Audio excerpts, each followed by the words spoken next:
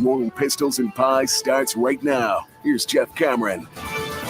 The Seminole Headlines begins right now. 93.3 Real Talk Radio, Warchant TV. Great to be with you. We've got the boys along for the ride as always. Corey in Atlanta, Ira here in studio this hour, as always, brought to you by our friends at Register Sausage. Yay, sausage! These days we say it, there's always some sort of promo code after another lopsided ass-kicking of an ACC foe. This week it'll be another promo after a lopsided ass-kicking of a non-ACC foe. It's glorious. Oh, I'm not hearing Ira. Why am I not hearing Ira? Come on, Ira. Can you hear me at least? I did turn his mic on. Maybe try again, Ira. Hello. Hey, we got him. Now he's in there. Here we go. You think when Florida State wins a national championship again, we'll put out some commemorative Register sausage? You think Ben will come up with a special? What would you, Corey, if you had to put together a special commemorative national championship sausage? What do you think? Would it be spicy or mild, or would we got the jalapeno cheddar, which is infused with cheese? I feel like andouille. You go with andouille. That's the staple. Literally. And also, you're talking about commemorative, like people have those Coke bottles that they put in the basement for 20 years. Yes. Yeah. Just have sausage sitting out in your basement for 20 to 25 years as part of your man cave, and nobody's allowed to touch it. Well, it's a collector's item. Yeah, for 25 years, I don't think anybody's going to want it. But one of the questions this week, I peeked ahead. Hey, what are you doing? What are you doing peeking ahead like that? Well, just because he said his andouille, and it was actually just somebody just clarifying that it's not andouille. It's andouille. Andouille. It's andouille. It's whatever like this. And do we like this, or do we not like this? Andouille. Ask Ben. He knows. Maybe they'll put the answer on registermeats.com is the website. You can have it delivered. If you don't live in the Southeast where it's growing, the map is growing, all the locations where you can get Register sausage. But if you don't live in this area, or you don't want to go to the store, you just want something to everybody wants everything delivered these days, go to registermeats.com and they'll ship it to you. I'm the opposite. I rather like going to the store. I rather enjoy a little trip to, I'm giving Publix free pub again, but I rather enjoy my supermarket visits. It's a way, because we do everything from the house, because everything is ready-made to come to the house. I like to get out. I love my wife and kids, but sometimes I need a break. Do they give you grief for it? Because Kim gives me grief for it. Oh, no, I don't ask. I just leave. Well, I'm not saying I'm asking for permission. Yeah. But, it's like, hey, are you stopping at the store again? I make proclamations. Like, I'll be sitting there watching the game, early first quarter of like a nothing NFL game I don't care about. And I care more about the second game, let's say. Mm-hmm. And I'll just go, all right, I'm going to the store. I'll see you guys in a little bit. That's how that works. And I'm gone. And my wife understands it could be an hour and a half. We just don't know. The cereal aisle alone can captivate me. Right. And the beauty of being divorced is I don't have to ask anybody for anything. I just do it. I don't have to talk to anyone. I just get up and leave. Yeah. That's also maybe why you are divorced. It's, just throwing that out there. Tomato, Ira. Well, it was another dominant showing for Florida State, and it's become somewhat customary as we kind of sit down now expecting them to just operate very efficiently and in dominant fashion. And I don't know, we've spent various, moments talking about what's impressed us most from the year. But I like that they seem to be striving for more, and they're going to need to, because I have a suspicion the Florida State-Florida game is going to be a classic. I thought you were going to say Louisiana is going to be a problem. No, I'm not. Corey, do you want to say that? Do you want to propose Louisiana as a problem? Good program. I'm saying it's a good program. Not anymore. Trying to get bowl eligible. They've beaten some teams in the past. Look, yes, they should beat Louisiana comfortably. The spread is 24? It's the same as it was for Georgia Tech, essentially. Yeah. And they should treat them like Georgia Tech. But again, when you're talking about building stuff and building a program, and he talks so much about concentrating on themselves, it wouldn't be a great look to be up by 10 at halftime or to be up by 7 at halftime. You're still probably going to pull away, but the way you've gone out and just pulverized these teams, and I know what's ahead the next week, to come out and take care of business, that would be a really mature approach to this game. So you can get a big lead maybe in the third quarter, and you can rest your starters because you got one less day of rest, and it's Florida. You want to be ready for Florida. It's weird to get used to seeing backups in the second half of games. We just now on the regular, I'm sitting there wondering, when's the moment? I actually thought to myself late in the second quarter against Syracuse and Syracuse and Miami, I was kind of like, you can start infusing this lineup with some backups now. This game's over. It's a wrap. They got no shot. That's crazy to think about, but it wasn't even nuts to kind of entertain the idea. I've seen a few people complain that their Picks Pal wagers have been affected because too many starters are sitting too early. Bench, yeah.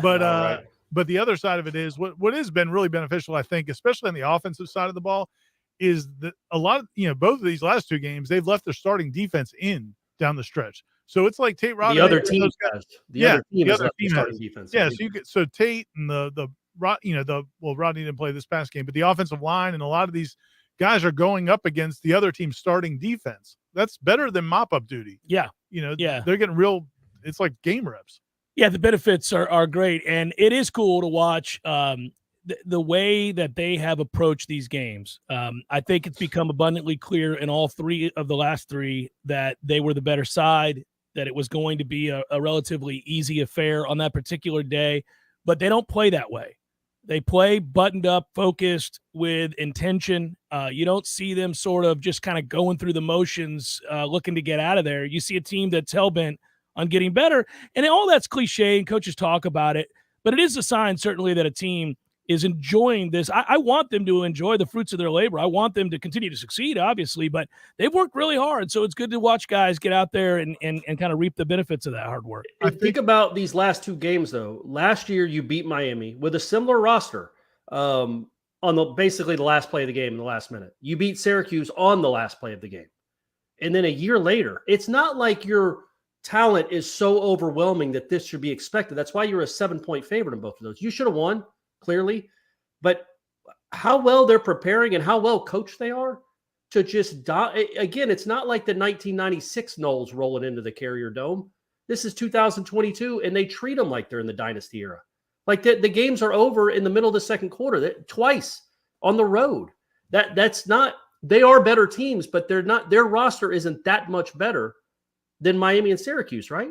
Well, and I thought it was cool after the game, this past game particularly, Jared Verse was more mad about the field goal they gave up because he said we just lost our focus than he was, what they did on the other 15 drives or 12 drives, whatever it is. The other thing that I think is important, though, and I think, we know Mike Norvell is pushing this and his coaching staff is pushing this, and I think the players understand it, but that Florida game will be the first offense they face with a real pulse in about a month. And that's a physical Florida team. When you watch them, this is one of the things that stood out last year for all the stupidness that Florida State engaged in and fell victim to. I did think the one advantage Florida had in that game was they were more physical. Right. And they'll be very physical in this game because both teams are going to want to win that game beyond the fact it's a rivalry game. They're both playing for something big. And so I think that we're going to get an absolute war. I think, good. I know it's good. It's good for that series and for that rivalry to matter again in that sense. Obviously, I'm biased. I'd rather just kick the hell out of another team 42-3 or 45-3, but that ain't going to happen because Florida does have a quarterback that is awfully tough to bring down when he's healthy and cares, and they are playing that way right now. They're playing rugged. But we're getting ahead of ourselves. I'm just pointing out to the fact that game, it's good that they are so focused, and it's good that Florida State is overwhelming these teams because Florida's going to be a huge step up in competition.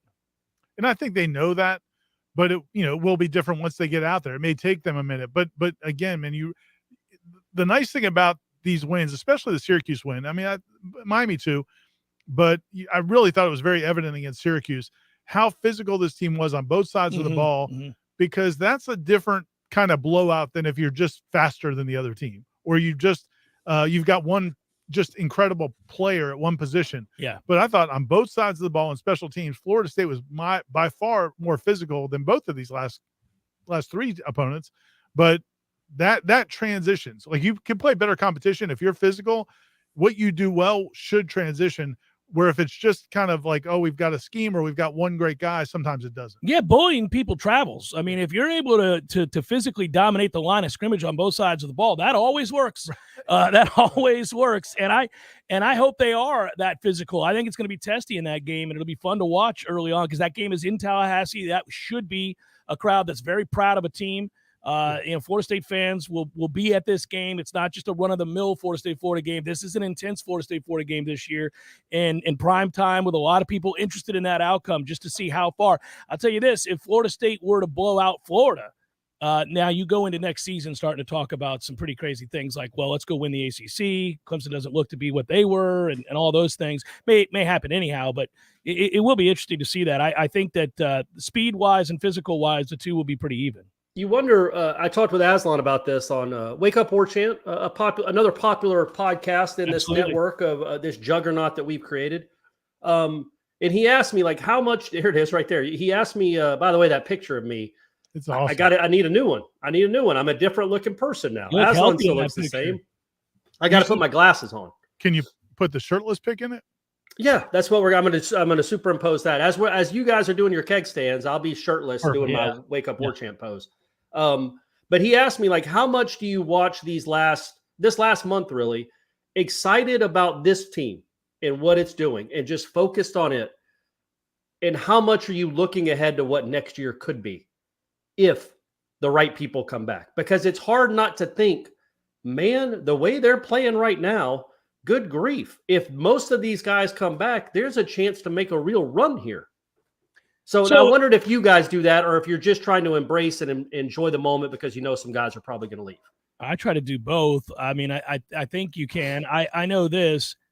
We've all been in a position to cover a team that went from being a juggernaut to bad, back towards being a juggernaut to bad.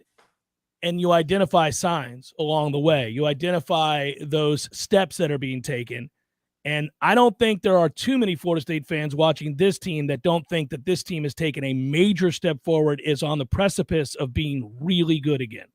And so you can't help if that's the way you feel about this current team, but look ahead, because then you start thinking about sunnier days, where it's not just a big deal that you had a winning conference record for the first time since 2016, or winning record period since 2017. Like, these are the things now you breathe a sigh of relief to say, thank God we finally arrived at this place. But now you quickly go from that to, all right, now that we're out of the woods, let's start whooping some ass for the last 5 years of nonsense. It's not just because they're winning these games, right? Because if they go up and beat Syracuse 27-20 or Miami 21-20, you'd be excited. Yeah, it's the pulverization of these teams that gets you so excited for what this team could be potentially next year and the year after that. I also think I do a little bit of the looking ahead, but not too much, because I just think there are so many wild cards. I mean, this team could look one way or it could look a completely different way. I don't think either way it's going down very far, but there would be a little bit of, they'd have to do some major overhauling if they lost some of these big time players. Let's just say you lost, just for example, if you lost Lovett versus Jordan Travis and Johnny Wilson, just stop there. Just stop with those three. Stop with those three. You'd go, ooh, okay. I mean, that's a lot to overcome. None of that makes me think, okay, well, this thing's going to be 2 years before it gets to decent again. Right. But it may not be a juggernaut. It may not be what you could possibly be. Yeah. But because they've been down so long, because Florida State has not been good in, really 5-6 years. Yeah. I am appreciating everything that happens. And I think I'll appreciate when they win, if they win by 40 this Saturday. And I would appreciate if they beat Florida, because it was such a long duration. This wasn't like a 1 year blip, like if I don't want to bring up the basketball program, but for comparison's sake, they're in trouble after like the COVID year. If they had like one bad year and then they got back to good again, you wouldn't be thinking about you wouldn't be savoring it as much, because it was just one down year. Yeah. But when it's 5 years, 6 years, man, people need to appreciate this, because there is no guarantee. Even if all those guys come back, dynamics could be different. You never know what's going to happen. I think people are appreciating the now right now. It's interesting. I did it last night, so it's fresh on my mind. I do on a Monday night. I do a Nebraska show, and this year has allowed. Are they excited about their team? The opposite is true. Chuba got hurt and is now not playing. And when he did play, he was awful. Yeah, I didn't realize he got hurt. I think I got pulled. No, he got hurt, but he always does. Anyhow, the point would be, I'll just say this. Talking to those guys, they have some guys that are the equivalent of us, guys that have covered that program for 20 years or more. Not as funny and not as good looking. Well, that's why I'm hosting the show. They needed an infusion of life, obviously. Right. But equivalent meaning they've just been doing it. They've been doing it a long time. They have a level of knowledge and expertise. Right. Okay. They're just not entertaining. Thank you. That needed to be clarified. Yeah, sorry about that. I thought it was a given. It should have been a given. Most people understand that already. But so the point is, when I talk to them both on and off the air, oftentimes I'm just gleaning context from practice that week, so I have an idea of what they expected and then what they saw. And they all knew they were going to get destroyed by Michigan, right? Well, I bring this up because they're on their way to back-to-back 3-9 seasons, okay? And they haven't mattered prior to these back-to-back 3-9 seasons, but it's 3-9. And I said to one of the guys, I'm like, well, when did the fan base realize, and I'm not trying to troll here, but when did the fan base realize, like, they ain't coming back? Like, Nebraska hasn't been good in 20 years. Florida State just went through what we thought was being in purgatory. Just like, this is awful. And what ring of hell are we in sitting around here watching this team struggle to win 5-6 games? And I don't know. I think the fan base, I bring this up because I know our fan base probably feels like, whew, we're not going the way of the Cornhuskers. We're not doing that, because you never know. Like, the landscape has changed in college football in a lot of ways. And we're not in the Big Ten or the SEC where the money is free flowing. And so if you stay down, there's a chance you don't come back, especially if you're stuck in this godforsaken conference. Yeah. So anyhow, just watching that, it does make me more appreciative to know now, all right, the plane has left the runway. It's up. We're flying. Let's see how far we can soar. This is good. We're all right. Things are good. Now it's just a matter of what level of good can you get to and or great can you get to. They're good. Florida State's officially a good football team, period. You can say it unequivocally. Florida State's a good football team. Just saying that out loud. Yeah, it feels good, doesn't it? It feels really good to say. Yeah. It's a sigh of relief. Island Chief writes, of the last 2 seasons, in which have we seen the most improvement? Of the last 2 seasons, in which have we seen the most improvement in the first 10 games? Island Chief, we appreciate it, buddy. Thanks for the donation. I don't quite understand the question. So he's saying, which year did they show the most growth? For the first 10 games last year or the first 10 games this year? Well, probably not last year, right? I don't know. Literally, I remember halftime. You got to remember halftime in the Louisville game.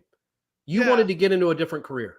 That's how bad it was. That was 2 weeks after Jacksonville State, after getting punked by Wake, and then you've given up 31 first-half points to an average Louisville team.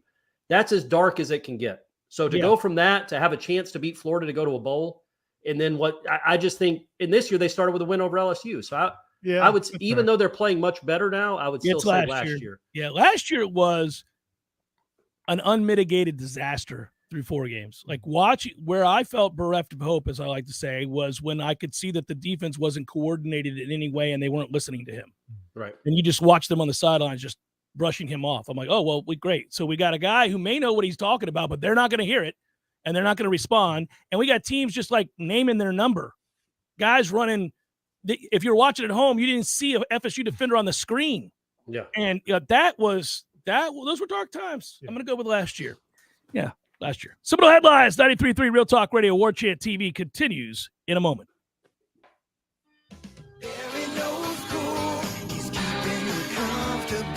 This is Kyle, Service Manager from Barano Heating and Air. Schedule an appointment from your mobile device to learn about our Total Comfort Service Program. With guaranteed same-day service, 15% off necessary repairs, and $25 berry bucks to use towards air filters and other products. Turn to the experts at Carrier and Barano Heating and Air. Any day, anytime, anywhere. Online at baranoac.com. Florida license CAC 1816-186.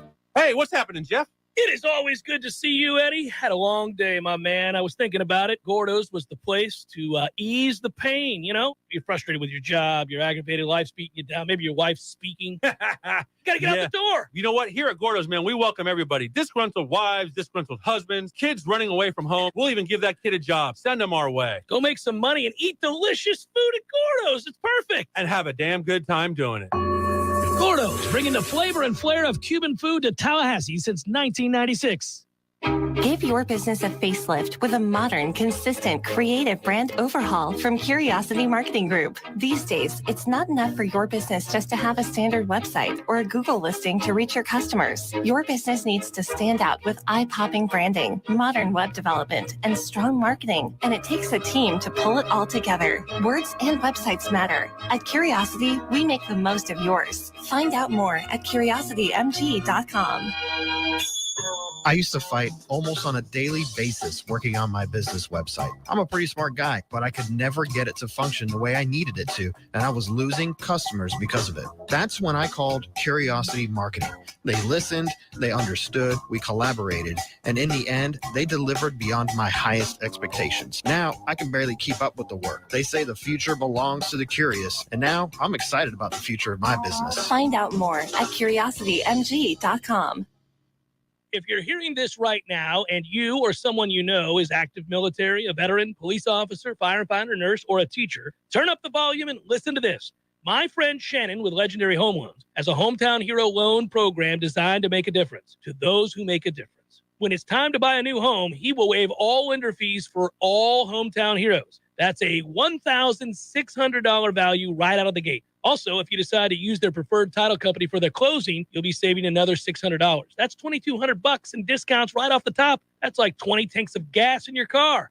And today, more than ever, it's important to save as much money as you can, wherever you can. So if you or someone you know is active military, veteran, police officer, firefighter, nurse, or a school teacher and looking to buy a new home, choose Shannon Young, Legendary Home Loans, and ask about their Hometown Heroes program. Call 844-FSU-LOAN or just visit FSUHomeLoans.com. That's FSUHomeLoans.com. Equal housing lender. NMLS number 2270146.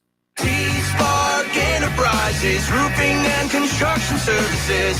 T-Spark, T-SparkConstruction.com. We conquer all peaks. We fix those darn leaks. Call 850-766-1340. T-Spark Enterprises, roofing and construction services. T-Spark, TSparkConstruction.com. License number CCC 1331204. Life is stressful. Dinner shouldn't be. That motto is why Register Sausage has been doing business in the Florida Panhandle and Lower Alabama for over 75 years. A proud sponsor of Seminole Headlines, Register Sausage always provides the best Southern smoked sausage to over 140 grocery stores and restaurants throughout the Southeast. Headliners have discovered the Register's difference. You can too. To find a store that carries Registers near you or to buy directly, head to registermeats.com. That's registermeats.com. Register Sausage. Yay, sausage! Seminole Headlines returns now. Head to YouTube and search for Warchant TV today to catch the show live or on demand. Now, here's Jeff Cameron, Ira Schofel, and Corey Clark. James asks a question in the chat and contributes to the effort. How important is the Florida game for recruiting since we know some of the key guys may be leaving? You know, I don't know. I've been told repeatedly over the years by our recruiting people and those that cover recruiting that a singular game doesn't matter as much in recruiting, that it's the efforts, the build up to that day. There's a lot more involved than just that game. But I can't imagine it hurts to sweep your rivals at a time where all three are in flux. Yeah, I think to me it's in this position because you know, Mario Cristobal and Billy Napier are in their first year. This is their first big class. This is when they're going to get to make a splash. There's excitement because there's a new era and a new regime, and they're selling hope and vision and all that. It's not so much that I think Florida State winning is some crowning achievement. It's more you kind of blunt a little bit of what they're selling. And so if Billy Napier can go out and sell, look, man, we just got here. We don't even have our players, and we just went in their stadium and beat them. Yeah, it's a bad It just look. gives them more energy. I don't know that it gives Florida State any validation, but it kind of blunts maybe what he could sell. So I think it's important. That's more though for the next year's class. Like what are we? A few weeks away. 3 weeks from signing day. Yeah. Like I don't. You know what I feel? Well, probably, but I wouldn't think there are that many guys that are with a week left or like, all right, well, Florida won or Florida State won. I think the guys next year that Napier's recruiting and Norvell's recruiting, I think it would like I would think the guys that have committed to Mike Norvell right now have seen enough proof to know, I'll just say whether this, they win though, or Corey. lose. I will say this. You saw Miami lost their top-tier quarterback right after they got ass stomped by Florida State. True. Well, that kid announced he was riding out with the quickness. Getting beat 45-3 at home will do that to you. I mean, I do think that there are those guys that, let's say, have no real, undying love for any of the big three, and they're being recruited by the big three. And they're in the state. And let's say that, that there is no legacy element to this, right? They want to know which one's further along, Can I get an opportunity to play? And are we going to win some damn games? They may wait till the last moment to kind of see, because the race is no longer between the three. It's just between two. It's between Florida State and Florida. Miami's out of the race. Yeah, and I think, when you look at, somebody asked in the chat about Josh Braun, who was at Florida State's practice today. He's an offensive lineman that was at Florida. Announced last week he's going to go into the portal. Yeah. And he was at Florida State's practice today. And he was a amazing. guy, was a huge recruit coming out of high school from this part of the country. I think played at Live Oak, was one of the top offensive linemen in the country, did not really consider Florida State too strongly at the time. Florida State was going through all their struggles, and now he's at practice today. If Florida State was not playing the way they are, I don't know that he's considering Florida State. So I think it's recruiting. Well, he wouldn't go back to Florida, though, if Florida won that game. That's the beauty with that kid is like, well, hey, we lost. What are you going to go back? But again, man, it's the big picture of I got you. And all of what we've done, what we've seen these last few weeks, and all the momentum. The Florida part of it's a big deal, but it's also just, again, man, it's just reinforcing what you've been doing for these last few weeks. If you have all the success and then you go and lose to Florida at home to Napier in his first year, I just think it pops some of the air out of the bubble.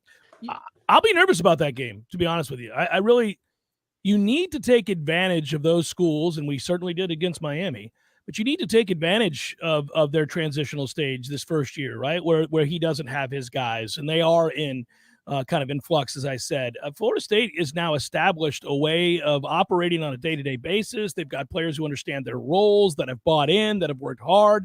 This is as healthy as Florida State's been all year long at the right time. They're very comfortable running sort of set core principles that they have offensively. The defense couldn't be playing with any more confidence than they currently are. I'm not saying that everything unravels if you lose to Florida, but it wouldn't be ideal. If you were handicapping the game, Florida State's at home. I think we all agree they have the better quarterback. Their kid is dynamic, but I think Jordan Travis is proving he's a better quarterback, and you've got the better defense. That's a game you should win. That's a recipe for winning that game. If you play well, you're going to win that game. The only way you don't is if you don't play well. So that's the nervousness, is you just want to make sure they play well.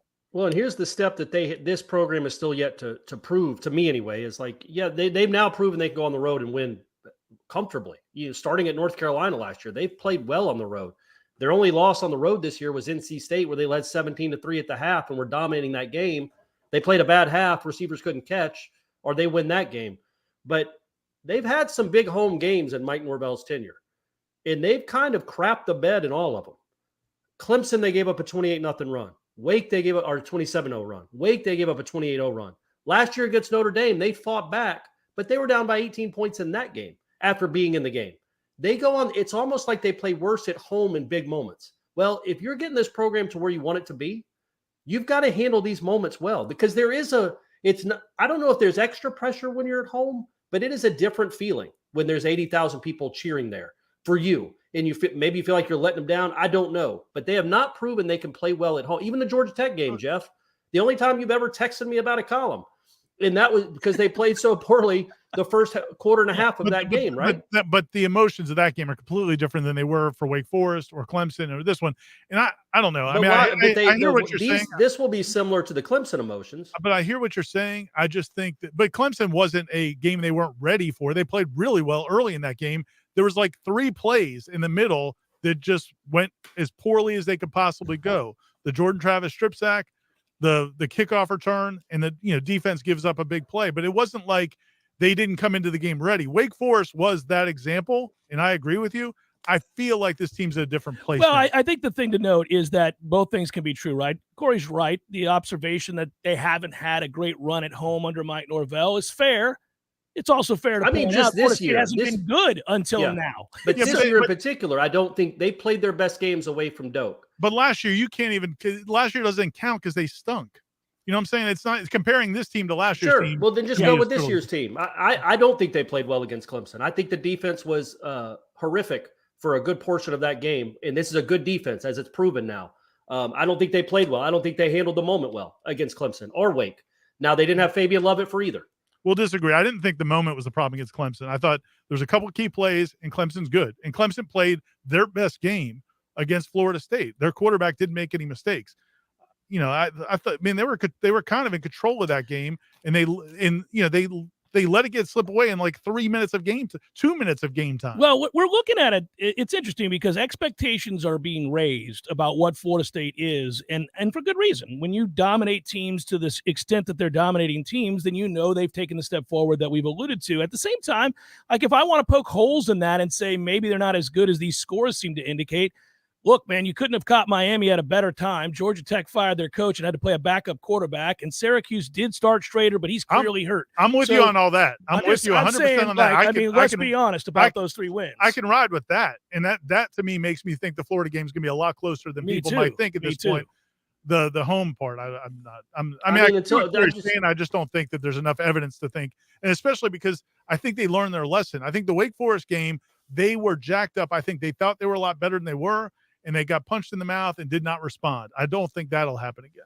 I hope so. I mean, again, Bo, that's the one thing, though, that we haven't seen from this team is playing well in a big home game. They didn't play well. Buddy, you're about to see it. I know. That's what I hope. You're about to see it. I'm on board with everything else. This is awesome. I love watching. I love doing watch-alongs, talking about being up 31-3 or 38-3, whatever it was when I got off that thing. Like, it's fun to watch this team pulverize. I just want to see them, because that's going to be an energetic, fired-up crowd, man. And I want to see them handle it. And I actually think that's not certainly a hindrance. That will aid them. I do think. I think it will aid them. And the other thing that will aid them is they can run on anybody right now. I really believe that they can run on anybody. You know they're going into the game, they're going to run for 200 yards on everybody they play. That's what they do. And Florida's defense particularly. And they'll get their running game going, which will also keep the ball out of Anthony Richardson's hands, which is important. So anyhow, we've got a lot of time to talk about that game. Seminole Headlines, 93.3 Real Talk Radio, Warchant TV continues in just a moment. Your local news now. The city of Tallahassee and Bond community leaders came together to host a neighborhood outreach event on Monday at Bond Elementary School. The goal was to celebrate the school's academic improvements and enhance neighborhood safety relations by bringing Tallahassee police to Monday's event. Safety is just one part of the $6.4 million Greater Bond Neighborhood First Plan. $2.1 million of those dollars are still on the table to improve the Bond neighborhood. To get input on how to spend that money, an outreach meeting is set to take place tonight at the Smith-Williams Center, located at 2295 Pasco Street in Tallahassee, starting at 6. One person was injured in a shooting in Tallahassee on Monday night. It happened around 6:25 p.m. in the 2500 block of Holton Street. The victim was taken to the hospital, and a TPD spokesperson said the extent of their injuries was not provided, but the victim was expected to survive. An investigation has been opened, but no suspect has been arrested. This is Rachel Anae with your Real Talk 93.3 local news update, brought to you by McLemore Systems, Tallahassee's go-to Mac store. Check them out online at McLemoreSystems.com. This is meteorologist Paul Trombley with your Real Talk 93.3 weather update. Cloudy skies expected this afternoon with a chance for scattered showers. Daytime highs approaching 77. Southerly winds 8 to 15 miles per hour. Lows around 49 tonight. Overcast skies. Highs level off around 64 tomorrow. Dry with temperatures well below average Thursday and Friday, and highs in the upper 50s. This report is brought to you by The Lawn Johns. For all your landscaping and lawn care needs, visit thelawnjohns.com. Right now, 67. This is Dr. James Ryan Finn at Finn Chiropractic. In Florida, we have hurricanes, and we can predict these storms just like we can predict your health. The early warning signs of a bad health storm include neck pain, back pains, headaches. Before it turns into a catastrophic Cat 5, get in to let us get to the cause of your problem at Finn Chiropractic. Go to finnchiro.com for our online special at FENNCHIRO.com. That's Finn Chiropractic, FENNCHIRO.com, because your chiropractor loves you and there's nothing you can do about it. Life is stressful. Dinner shouldn't be. That motto is why Register Sausage has been doing business in the Florida Panhandle and Lower Alabama for over 75 years. A proud sponsor of Seminole Headlines, Register Sausage always provides the best Southern smoked sausage to over 140 grocery stores and restaurants throughout the Southeast. Headliners have discovered the Register's difference. You can too. To find a store that carries Registers near you or to buy directly, head to registermeats.com. That's registermeats.com. Register Sausage. Yay, sausage! Hey, Matt. Yes, Greg? You know all the different ways that you can listen to Real Talk 93.3? There are several. So we've got realtalk93.com. You can go back and listen to all of our shows in the podcast section. That's right. You can also listen on our app as well. Search Real Talk 93.3 and look for the red microphone and download our app. Never go anywhere without us. And of course, you can always listen right on the radio. Well, they are listening. Are they? If they're hearing this commercial, then they're listening. That's true. I hadn't thought about that. The Greg Tish Show, Monday through Friday, 6 to 9 a.m., only on Real Talk 93.3. Seminole Headlines returns now. Head to YouTube and search for Warchant TV today to catch the show live or on demand. Now, here's Jeff Cameron, Ira Schofel, and Corey Clark. We got a question as to why are we not talking or so little talking about the Cajuns. Listen, that program took a massive step backwards when their head coach was hired by the aforementioned University of Florida. And it wasn't just that they lost their coach, it's that a lot of players transferred. A lot of the players that were the major difference makers in some of the games where they gave teams either a scare or outright upset them are all gone. Those guys all left. They either went off to Texas or they went with Billy to Florida, and a few others transferred to other places. So it's been a lot different this year. If you've watched Louisiana at all, they're not the same program. Yeah, and I mean, could they lose? Yeah, I mean, we saw some of the games last week. Kentucky just lost to Vanderbilt. How about that, by the Bad way? look, Coach Stoops. Bad look. Come on, man. That was awful. Mark, that can't happen. I mean, that team quite literally hasn't won an SEC game in 3 years. And Kentucky, who's Kentucky have this week? Do they have Georgia? Georgia. I know, but they have Georgia this week, and you wonder how much last week was focused on Georgia. Yeah, and it and didn't you work out wonder well. how meekly that's not a good look. So we all understand that the team has to prepare, and I can tell you, we were just at practice. They are preparing for Louisiana. I mean, they'll be focused, but for our purposes, I honestly, I was thinking about it after the press conference yesterday. I don't think Mike Norvell, Adam Fuller, John Papuchis, or Alex Atkins got one question about Louisiana. And that's not, I mean, it's just that's what this game is. There's not a lot of compelling matchups. If you look at their box scores, if you look at what they've done, they have not been a very good football team this year. So it's hard to get really detailed on that matchup.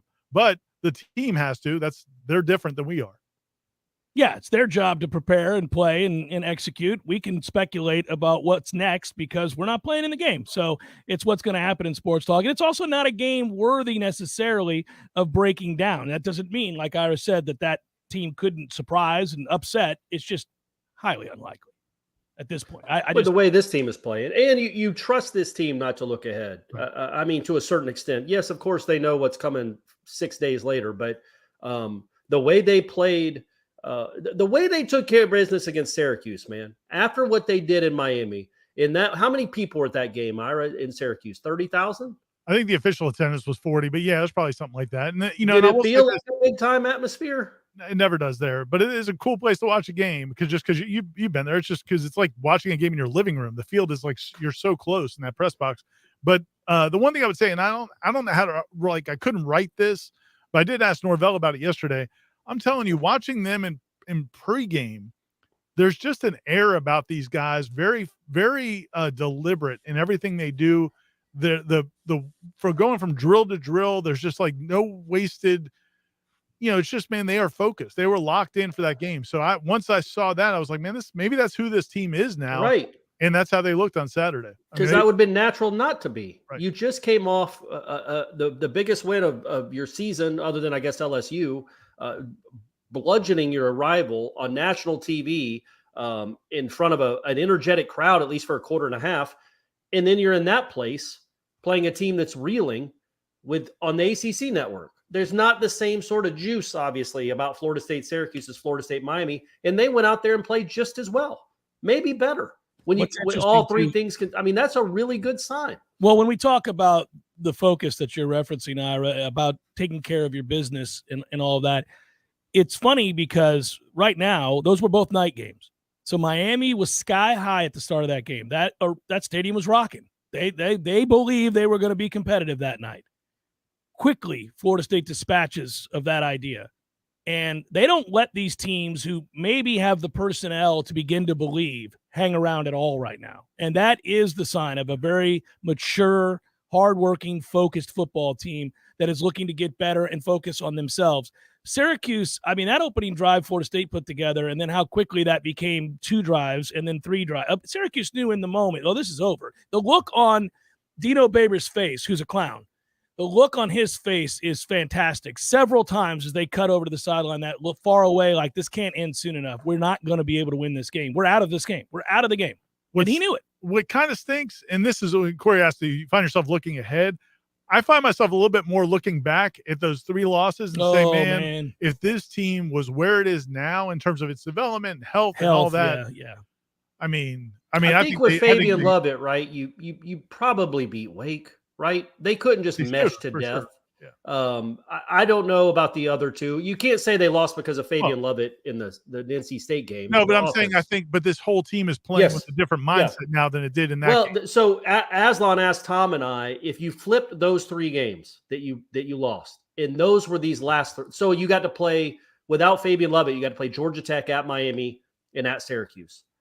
Do you think now, after winning those games, you had this slate coming up? Wake Forest at NC State, Clemson at home. Do you think they'd win all 3?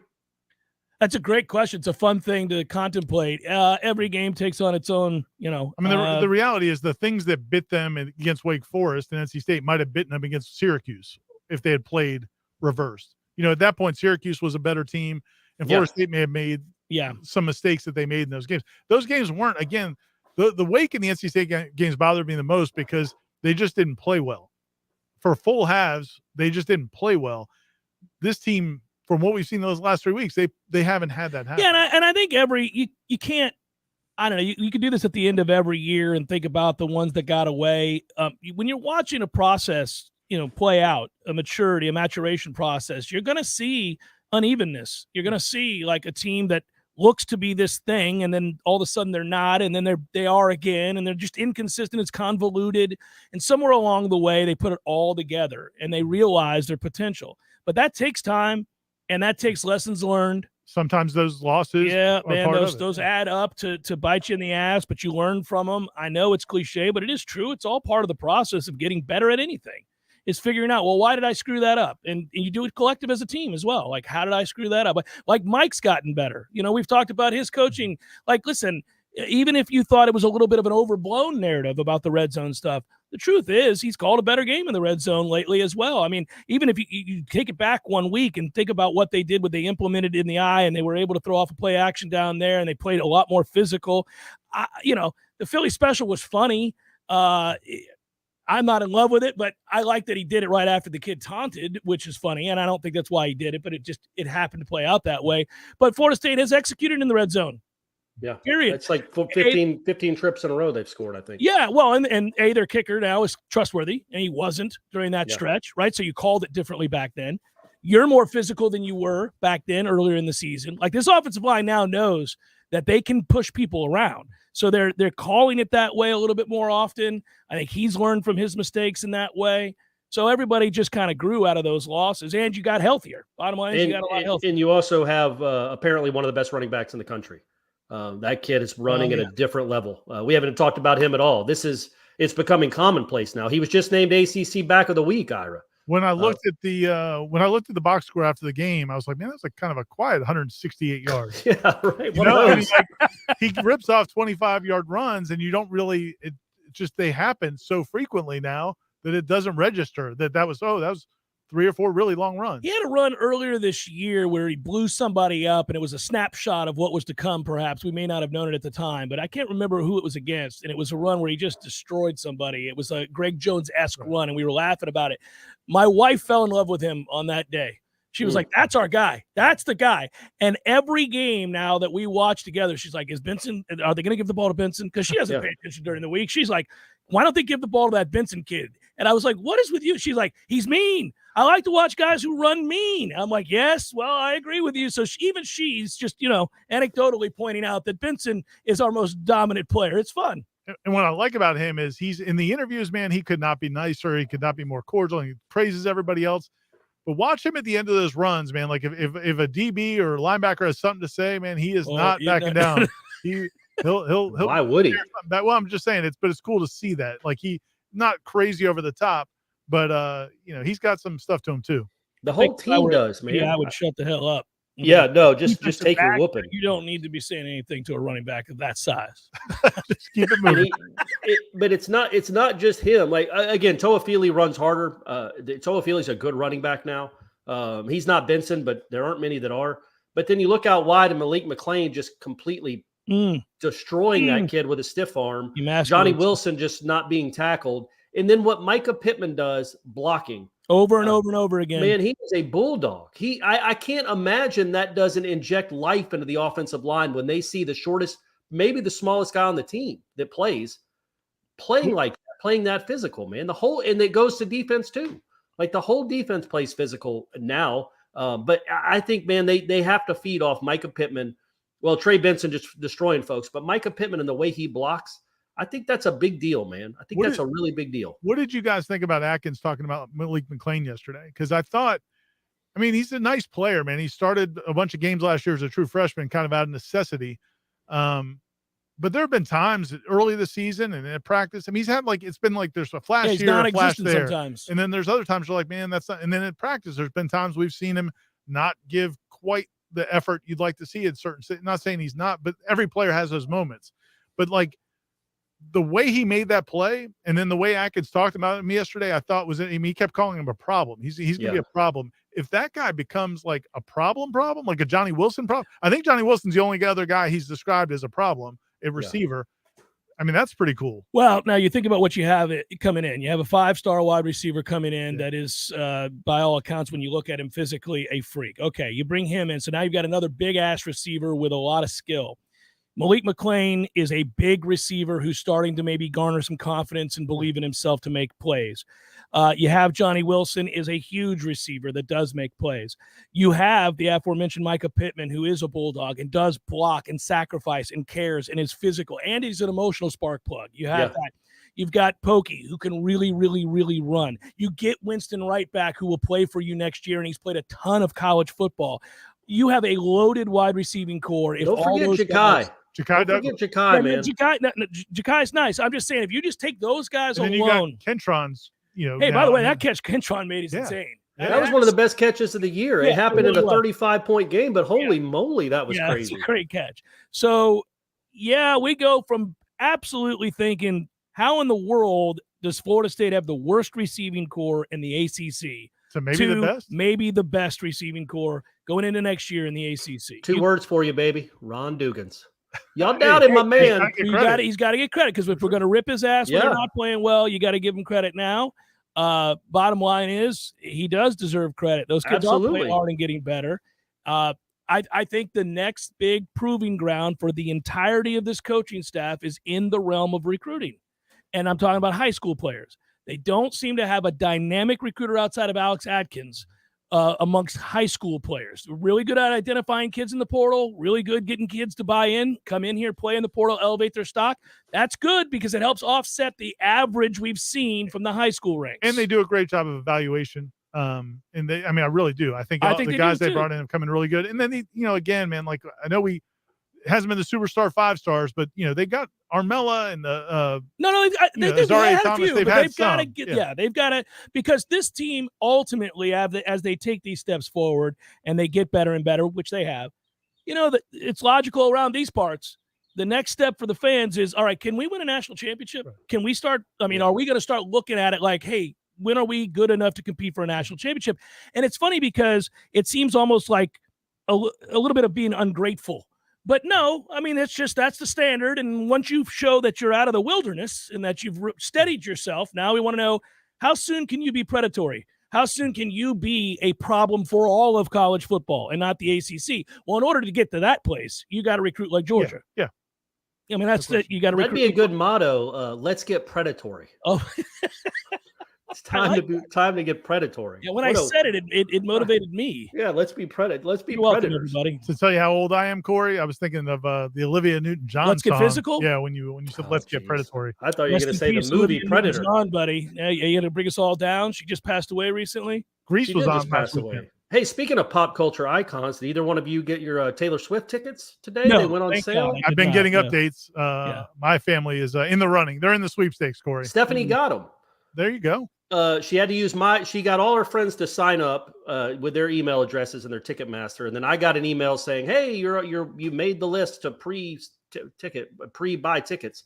And then, I'm not going to get that specific, but Stephanie was at the doctor today watching in the queue, uploading at the doctor, getting, stuff happening. Yeah. And to get her daughter and her Taylor Swift tickets. I know mom, she's a dedicated mom. It's a very dedicated mom, but apparently there's millions of them across the country. And apparently the app crashed or something. They shut it down. Taylor Swift, is Is she bigger than Michael Jackson was in like 1983? Ballpark, man. Definitely in that ballpark. Different, it's crazy, probably a right? different audience, but definitely in that ballpark. Yeah. I mean, this is nuts. Apparently so, yeah. She's selling out. She's like doing 3 stadium shows in each city. Yeah, Kim's was trying to buy tickets at Raymond James. I think she got them. We're off the cliff here, guys.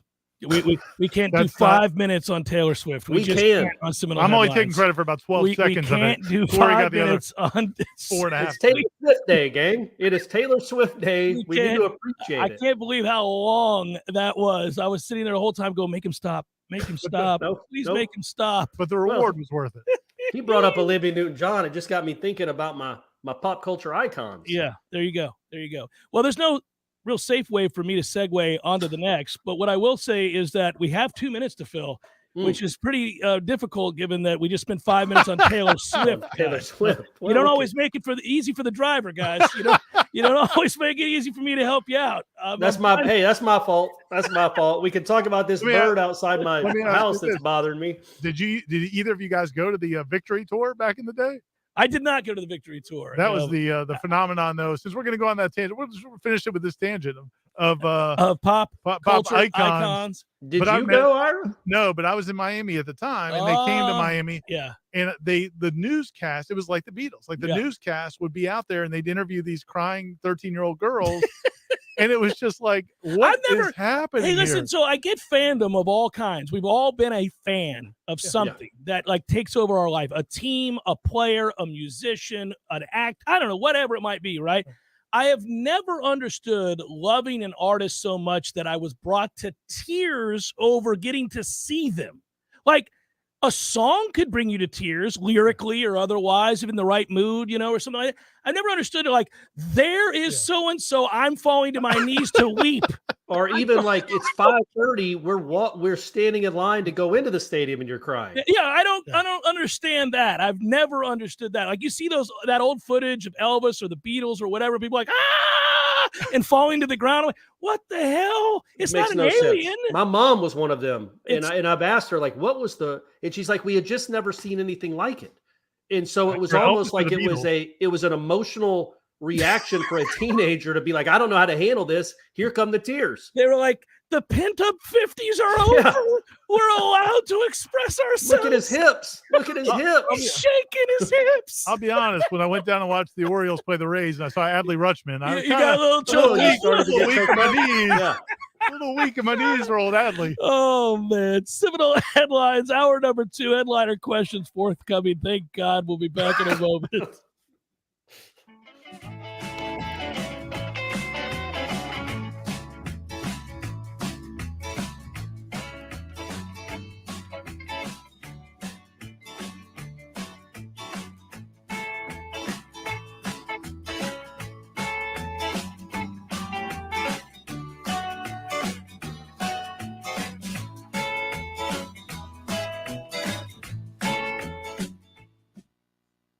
Many orthodontists in Tallahassee can straighten a smile, but at Birch Orthodontics, they're dedicated to providing the finest care possible. The experienced and friendly staff is trained in all of the latest techniques. So whether you need standard treatment like braces or Invisalign, or you have a more complicated case requiring extra attention, Birch Orthodontics is here for you. Set up your free consultation today by visiting birchorthodontics.com, BURCH orthodontics.com, or call 850-877-1692. At Birch Orthodontics, they create beautiful smiles that last a lifetime. This is Patty Wilson. Oh, I'm sorry. We're ready. He's recording. Why are you always saying your last name? It's Patty and Scott. Everybody knows Patty and Scott. I don't know.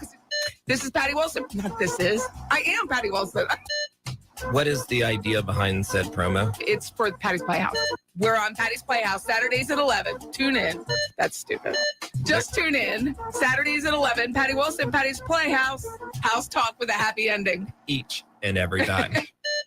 Hey, this is Greg Tish. Here's something you might know about me. I don't drink coffee. I have never had a cup of coffee in my life. Well, that is until now. So why change now? Well, it's because my dear friend at Grassroots Coffee reached out to me after hearing me say that and insisted that I give his product a try. I've been making a huge mistake. The world of coffee is fascinating. I always thought coffee is coffee, No, it's not. I have tried their coffee and it is fantastic.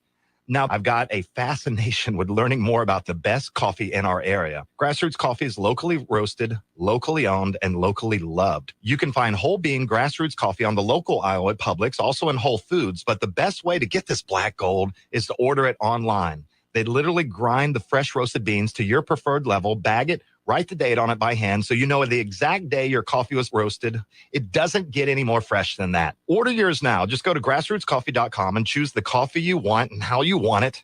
And join me. Let's step up our coffee game together and also support a great local business. Over 50 years ago, when Paul Nicholson founded Paul's Termite and Pest Control, he had one goal in mind: provide the best service possible to his neighbors so they felt like family. Your problem was his problem. So today, it's our problem. Paul's service area is our home. It's where our kids go to school, where we shop, and where we get involved with community organizations. So if some out-of-town company knocks on your door and begins pressuring you to sign an agreement for termite or pest control, you can bet on a few things. Number one, you'll never see that person again. Number two, your technician is likely to change often. And number three, your money will not stay in North Florida. These companies are sending your money to home offices in Atlanta, Orlando, Salt Lake City, or even Great Britain. Paul's Termite and Pest Control knows local means something to you. The health of your Tallahassee home, family, and pets is our number one priority. For the elimination of termites and pests and a greener lawn too, call your local company with local solutions. Paul's Termite and Pest Control.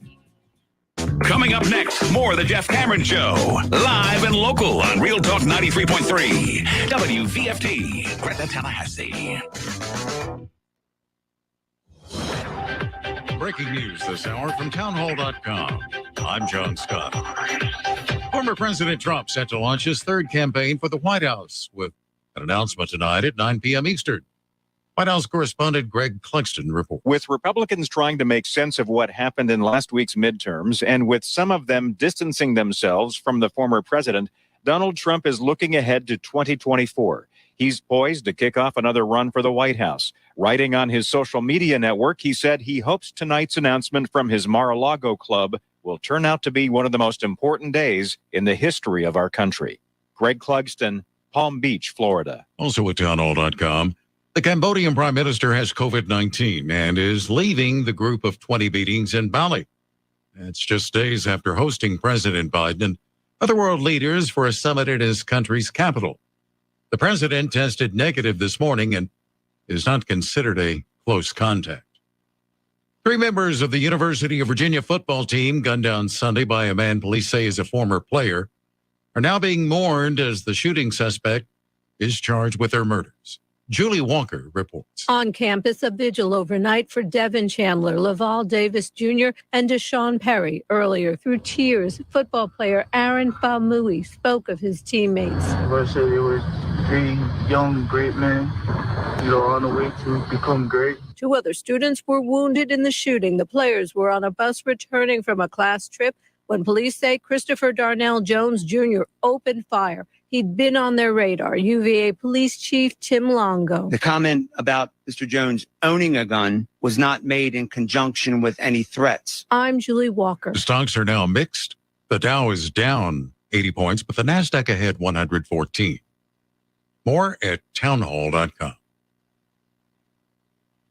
Charlie Dombeck here from Key City Capital. As a practicing CPA for nearly 30 years, I have found that 80% of your ability to grow your wealth is dependent upon 2 factors: taxes and investment performance. At Key City Capital, we improve investment performance by diversifying capital into off-market investment opportunities in passive rental real estate and alternatives like asset-backed lending. We recover dollars that clients unnecessarily pay in the form of income taxes, creating a lifetime annuity of savings. We are a sponsor of passive, affordable single and multifamily residential rental investments, which are located in Sunbelt landlord-friendly states. These investments are the top choices in a rising interest rate and inflationary environment. They represent a store of value, protecting your capital from market volatility. Learn how we at Key City Capital can help you ultimately grow your wealth rapidly. Connect with me at keycitycapital.com or give me a call at 817-912-1569. Imagine for a moment that you are completely weightless with zero gravity. All of your worries and stress melt away. Your mind stops racing and you fall into a profound state of pure relaxation. This is available to you right now at Tallulah Delta 8 Plus Floating in Railroad Square for just $50. These state-of-the-art floating pods are unlike anything else you've ever experienced, and while you're there, you can shop for some of the latest and greatest CBD and Delta 8 products on the market. Natural pain management, stress relief, and better sleep are all at your fingertips at Tallulah. Tell them Jeff Cameron sent you, and thank me later. Many orthodontists in Tallahassee can straighten a smile, but at Birch Orthodontics, they're dedicated to providing the finest care possible. The experienced and friendly staff is trained in all of the latest techniques. So whether you need standard treatment like braces or Invisalign, or you have a more complicated case requiring extra attention, Birch Orthodontics is here for you. Set up your free consultation today by visiting birchorthodontics.com, BURCH orthodontics.com, or call 850-877-1692. At Birch Orthodontics, they create beautiful smiles that last a lifetime. It's time for Seminole Headlines featuring Warchant.com's Jeff Cameron, managing editor Ira Schofel, and senior writer Corey Clark. Your weekly dose of all things FSU, pistols, and pies starts right now. Here's Jeff Cameron. Hour number 2, Seminole Headlines 93.3, Real Talk Radio, Warchant TV. Time for headliner questions. We'll get to them in a moment. First, we have to thank Dr. Birch Orthodontics, for sponsoring the hour, as she is wont to do these days, and it's a good thing. We appreciate that. Best in the business. Take it away, Ira. Yay, braces. BirchOrthodontics.com is the website. If you or anybody in your family or anybody you know, neighbors, or if you're walking down the street and somebody's got really bad jacked up teeth, give them Dr. Birch's card. Just don't even say anything. Just say, here, Birch Orthodontics. They'll take care of you. That seems like it might be rude and not proper etiquette. I mean, your kid's beautiful, but those teeth. Yeah. Anyway, they're the best in the business. All the latest technology. Our kids went there. My kids, Jeff's kids have gone there. Stephanie's kids have gone there. Yep. Dean's kids have gone. Everybody's kids have gone there. You need to go. And they also will help people that are older and later in life. If you decide you need any orthodontic work, they do tremendous work. The website is birchorthodontics.com. Free consultations, payment plans, and a little Florida State talk on the side. There it is. Yeah, you could be like 62, freshly divorced, really self-conscious about those jacked up teeth that you were able to ignore for years. Get the restart going. Go get some help. It's going to be all right. Your life's not over at 62 just because you're divorced. Go get in the game. Judging by the chat, the Taylor Swift talk wasn't real popular. I didn't think so. Although I think a few people did mention that maybe it was better than if we had talked about Florida State basketball. They would prefer Taylor Swift. Y'all want to go down that path? No. Well, we're going to have to, because there's some questions about it. And I do want to talk about it. Not long, not in an inordinate amount of time. Let's see if you get to a question, we'll answer a question about it. Well, we are going to get to a question. I saw early on both the Facebook and the Twitter feeds that there are questions. That'll happen when you're 0-3 and you've lost 2 home games.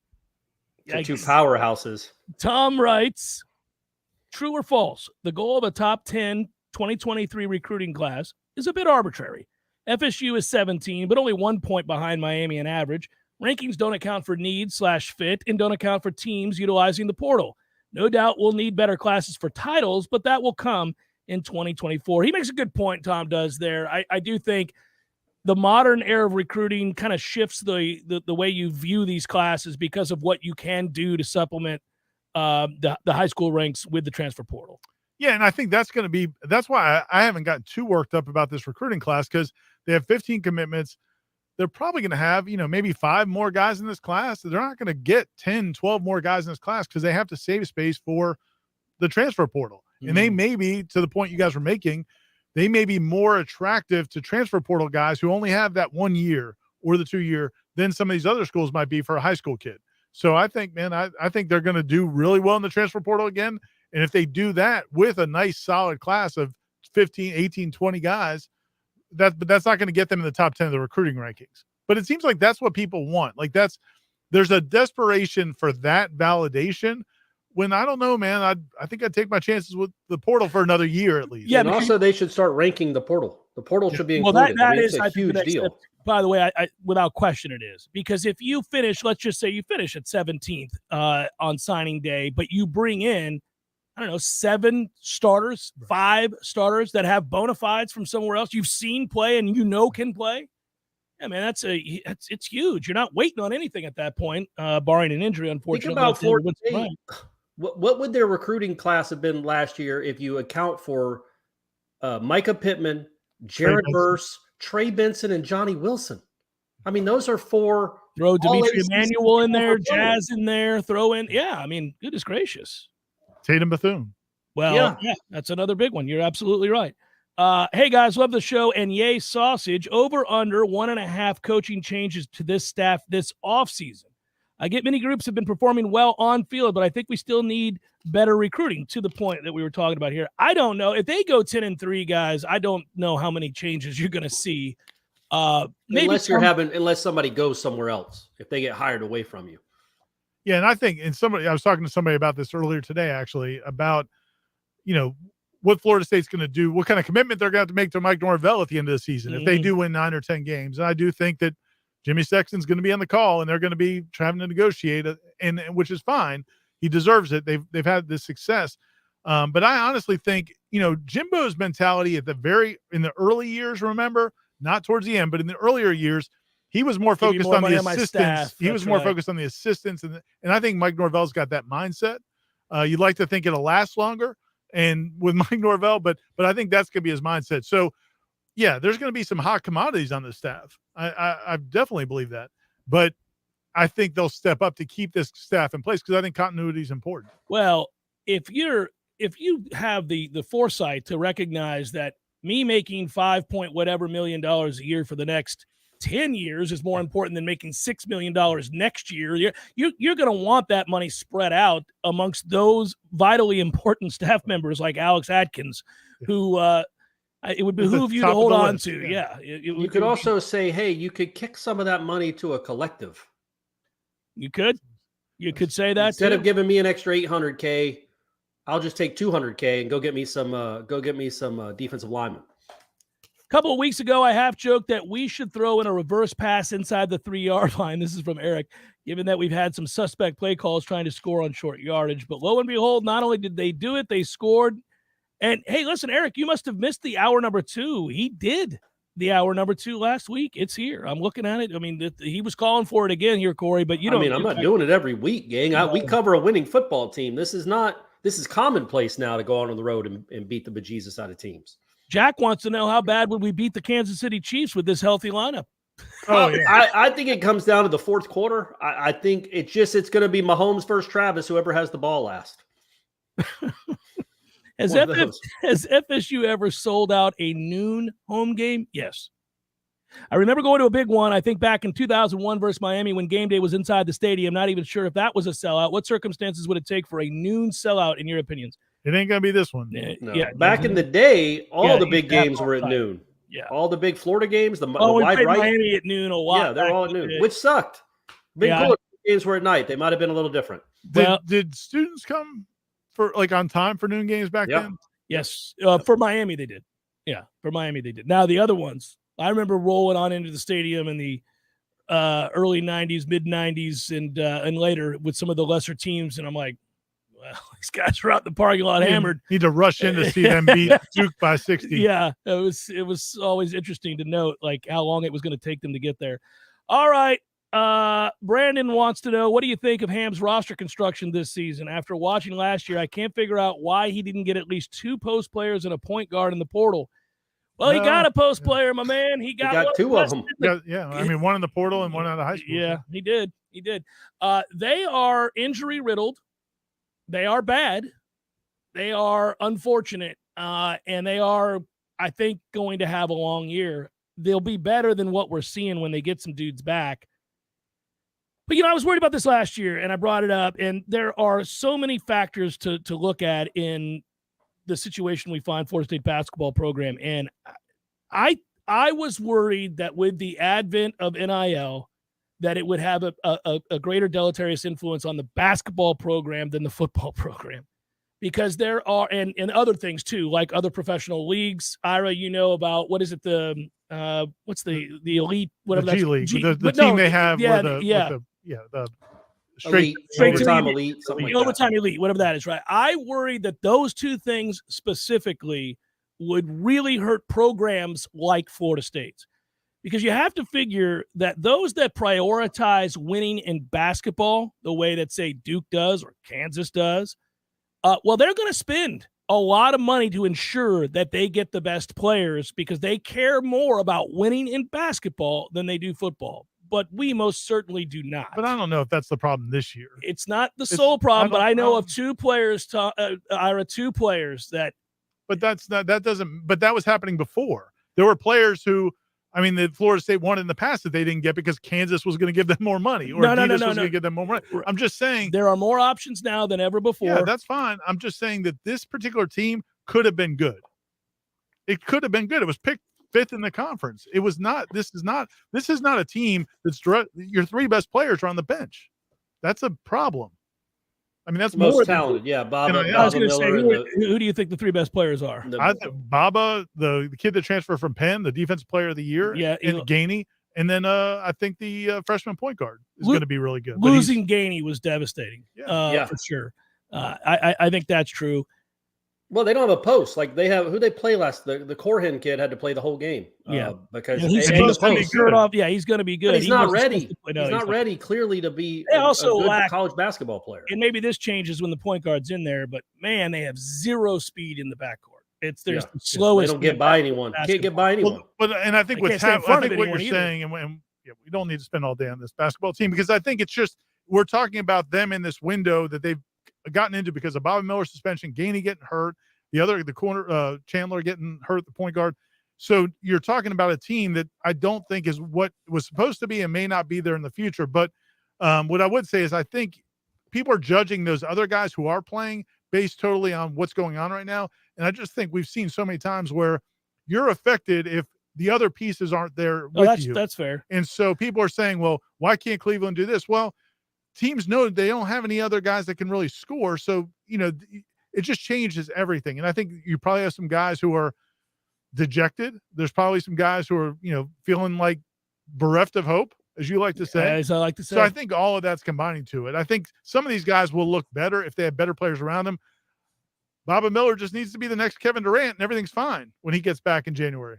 Do you guys think she opens with Shake It Off, or is that the closer? Yeah, let's get back to Taylor. Are we getting to a place where the portal mimics NFL free agency and can be counted on year in and year out, especially with the high hit rate from this staff?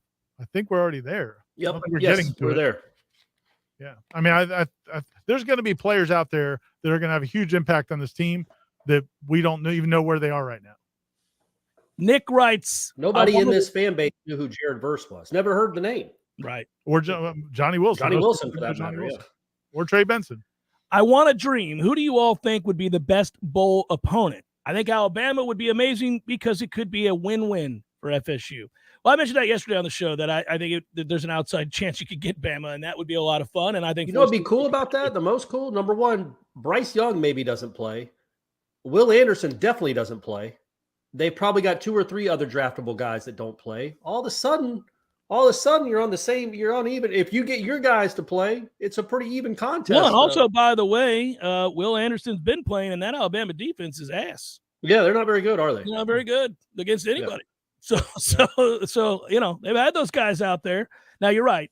The quarterback doesn't play. That would certainly help us. But, yeah, I don't know. I mean, what other names are we projecting at this point? It's kind of, it's interesting. If we think if Florida State wins out, it's the Gator Bowl, right? Don't we think? I think win or lose, like just go 1-1. It's probably, I would think, the Gator Bowl. That'd be a great matchup against an SEC team, right? Another one. Michael wants to know, can you ask what's going on with Joshua Burrell? Have you all seen how he's looking this year in practice? He's, we're not supposed to talk about certain things that we see in practice, but he's coming along, but he's also missed some time. So. Yeah, there was a window there briefly where we thought he was going to play a bigger role. I think he's been dealing with some issues. I think that's how Mike Norvell says. But also, is he a receiver or a running back? And when you look at either room, does it matter about Josh Burrell? And I'm not trying to dismiss the kid. Become a tight end, right? But he couldn't play on this team anyway, no matter what position he was in right now, even if he was. I don't know. I agree 100% with you. I understand where you're coming from. I thought he was showing some real strides. at that time. He could be an H-back type guy. That's what I'm saying. Well, yeah, he could be that if they turned him into that, but just being a running back or a wide receiver, there's not a lot of time. Those rooms have been elevated to the point where he might not be in either one of them. Social Piranha writes, Jordan is 586 yards away from 3,000. Benson's 226 yards away from 1,000. Do either, neither, or both achieve these milestones in the regular season? Oh, I think Benson's going to get there. I think Benson will get there. Yeah, I think they're going to ride him against Florida. Jordan, that's 280 a game. If you're riding Benson, you probably don't need 280 from Jordan. You clearly don't. The whole game this weekend. So you what the last two games he threw for like 160 last week, and then the game before he completed 12 passes or threw 12 passes. Yeah. I don't. It'd be a hard press for me to see him throwing for about 300 a game the next two. Because we haven't done enough research on the Raging Cajuns. I don't know what kind of defense they play. The last couple of weeks he's faced defenses that kind of kept safeties back and made him check down a little bit. Well, certainly the last game. He had some big throws against Miami, but that's going to be part of it. If he has chances to take shots, he can get to 300 yards pretty quickly. It's just a matter of what the defense is doing. This is a good question, and I'm going to save it for when we come back, but it has to do with your 3-2-1 column, Ira. There you go. How about a tease, everybody? There it is. Nice. I do know how to do it. I just don't like to do it. We'll do it. We'll come back and ask this question in a moment. Seminole Headlines, 93.3 Real Talk Radio and Warchant TV. Jeff, look at this beautiful day, man. Yeah, it's getting a little chilly. I like it. You know, I'm a colder weather guy, but I worry about it for you because you can't wear the Speedo in the cold. I mean, you know what I'm saying? You don't want to wear a Speedo in the cold. Jeff, it's always Speedo weather, man. We can always do this. Besides, my pool, it's heated. Which means you're insufferable in a Speedo year-round? Cannonball! Still gross. Gordo's, bringing the flavor and flair of Cuban food to Tallahassee since 1996.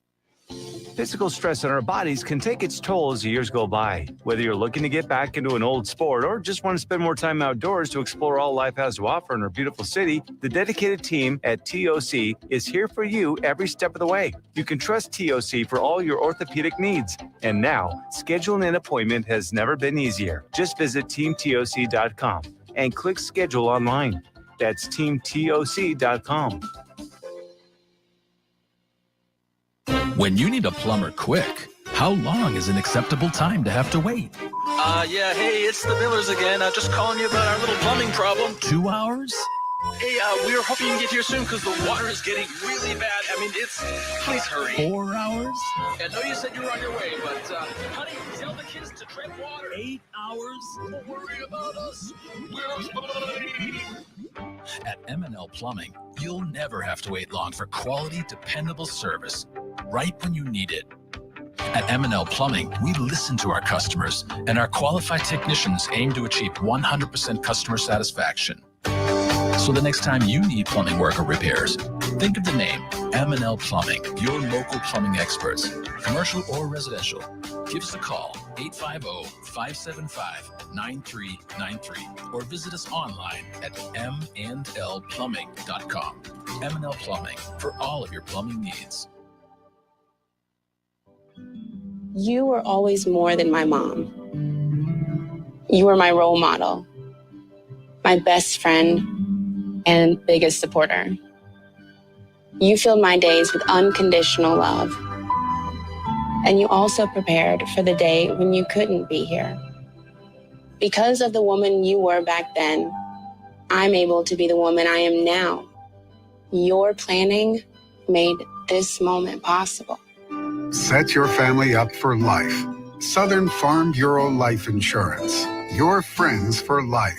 This is Andy Cohen. When I was a law enforcement officer, I devoted my life to a career of service and protection. Who's protecting you? Give me a call. 850-671-FARM. That's 671-FARM. Helping you is what we do best. Southern Farm Bureau Life Insurance Company, Jackson, Mississippi. Not licensed to do business in all 50 states.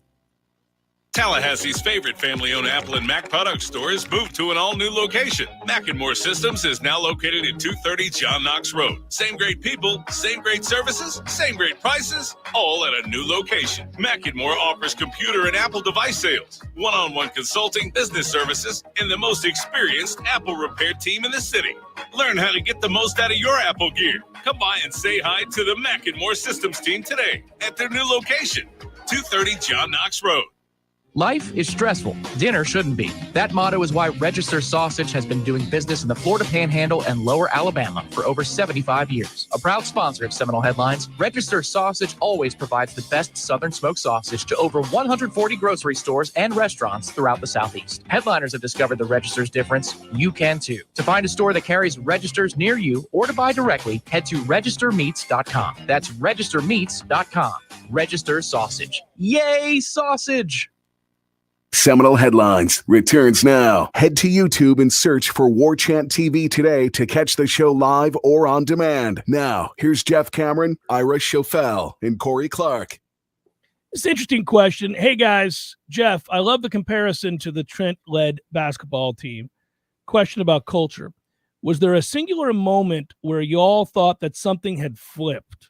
Not trying to look back, but at a moment where y'all thought, oh, that's different. All hindsight, of course. That's from Jared. Singular moment where we thought about culture. Yeah, he's asking a culture question about where you realized. Now, he could be talking about when we realized Jimbo had lost the locker room and culture soured. But I think he's talking about when the culture came back to a healthy place, that Mike Norvell had gotten this group and won the locker room over, and they had taken some ownership. The win at North Carolina. I was thinking that or the Clemson game last year, being in the lead in the fourth quarter against a team that would have beat you by the Clemson game 100 the year before. Like actually believing you're going to go into that stadium and win, and having a real chance with 5 minutes left. Yeah, I think it's been gradual, and we always do this as sports writers. We always ask people, so when was the moment you knew? Yeah, there's never a singular and they never moment, point to that one moment. They should just make up something, and then we'd all go right. Help with the article, but really help us do our jobs.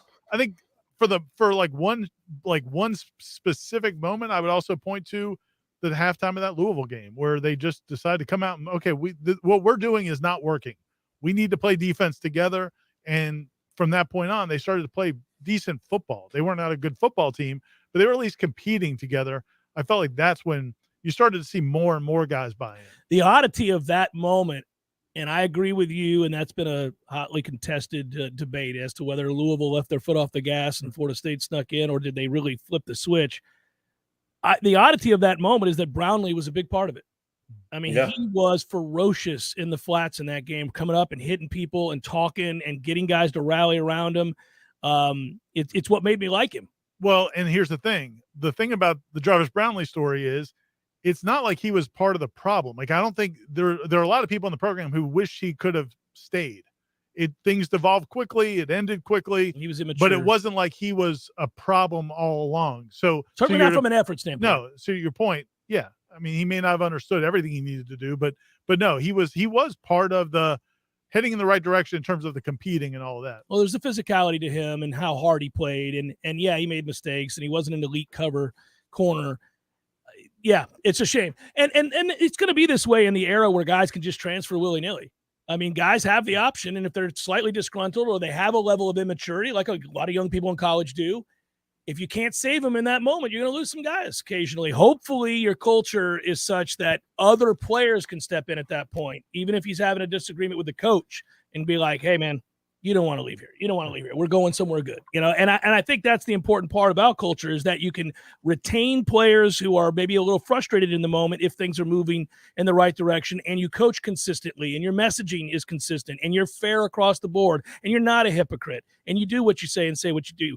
And to me, or say what you mean, I do think that's another thing that helps them, obviously, in the transfer portal. So all of a sudden, you're talking about two avenues, two streams of talent acquisition, if you will, and they have that now. Well, an interesting point, because I think somebody in the chat brought up Caden Lyles. So here's an interesting thing when you talk about culture. So they had that transfer candidate, Josh Braun, who had played most of the season at Florida, now is going into the portal. He's at practice today. He's spending time talking to Caden Lyles on the side. Well, could there be a better testimonial for what Florida State football is and where it's going than you brought in a transfer from Wisconsin, right, who blows out his knee, can't play the season, and is going to practice every day, coaching the other players. They call him Coach Lyles.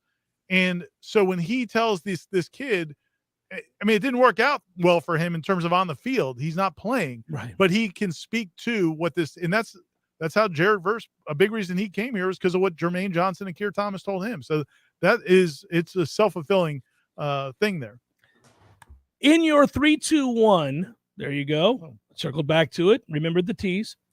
You talked to how impactful ticket sales and memberships can be. Would you guys discuss how important that is for FSU? I'm concerned on the very low percentage of alumni that are Seminole boosters, members. You look at Ruiz at Miami and Hugh at UF, openly for NIL. Until TV/ACC's fixed, it's about support from all. Are we concerned? Long-term concerns if you're stuck in the ACC? Yes. Yep. Real long-term concerns. The money contributed to the program tends to flow when they're winning. They're on the verge of winning a lot. I think you're going to get an uptick in the amount of people that support it financially. We are at a weird crossroads in college sports, though, because I do think that people, alumni, boosters, supporters of any kind of Florida State athletics are kind of at times wondering, what do? I have $1,000. I have $50,000. I've got money that I'd like to contribute to the school, but I don't know. Am I better off doing that, giving it to the collective, a group like Rising Spear, or do I need to instead give it to the boosters? And how are they going to use it? Should I just give it to individual programs like you can do through these different groups that you could belong to? Or you could donate to us when we do our live shows. You could. I don't know that it helps the team win when you do that. I think it does, man. I think it's all hands watching each other, man. Yeah. There's interest. It shows there's interest in the program. But it is a fascinating discussion. Yeah, and so the equation, just briefly, and this is just round figures, the equation 5 years ago or 10 years ago or 15 years ago was, say the athletics department budget was, I don't know, $120 million. So that number out there. 30 million of or so came from the ACC. 15 million or 20 million, somewhere in that ballpark, came from like the annual fund, just boosters giving their contributions when they want to buy season tickets and all that. All the rest of the money comes from just the revenue from, ticket sales. Yeah, ticket sales are a big deal. Concessions Very and parking deal, and all of that. So the pie is changing, though, with what Jeff talked about with the conference money. All these conferences used to get somewhere between 25 to 30, $35 million a year.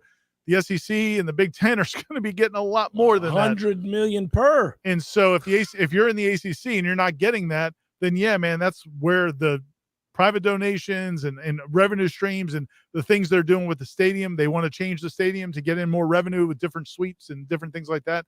That all becomes of trying to make up that difference. Now, what the future holds, we don't know. I don't think any of us think that the ACC is going to be in place 15 years from now. Not as currently constructed, no. So at some point, but in the meantime, yeah, man, people giving to the boosters for their annual fund, or whether it's, if you want to do it through Rising Spear, yeah, and they need it because the teams in the ACC are definitely at a disadvantage right now compared to those two conferences.